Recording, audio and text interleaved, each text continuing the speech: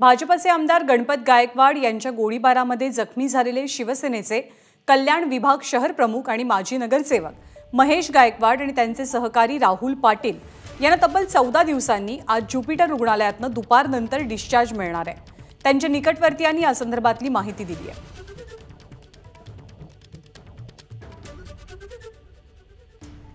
महेश गायकवाडांना या घटनेमध्ये गोळ्या लागलेल्या होत्या, ते जखमी झालेले होते। त्यांच्यासोबत राहुल पाटील हे सुद्धा गोळीबारात जखमी झालेले, दोघांवरती ज्युपिटर रुग्णालयामध्ये उपचार केले जात होते। आज जवळपास 14 दिवसांनी रुग्णालयामधनं या दोघांनाही डिस्चार्ज मिळणार असल्याचं कळतंय।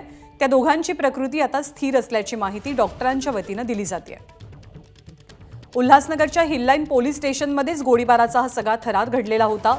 या प्रकरणी महेश गायकवाड गंभीररित्या जखमी झाले। ज्युपिटर रुग्णालयामध्ये त्यांना दाखल करण्यात आलं। जमिनीच्या वादातनं हा सगळा प्रकार घडलेला होता। त्यांच्यावर गोळीबार केला होता भाजपचे आमदार गणपत गायकवाड यांनी। गणपत गायकवाड यांना सुद्धा आता न्यायालयीन कोठडी सुनावण्यात आलेली आहे। शिवसेनेचे कल्याण विभाग शहर प्रमुख आणि माजी नगरसेवक महेश गायकवाड हे गोळीबारात जखमी झाले।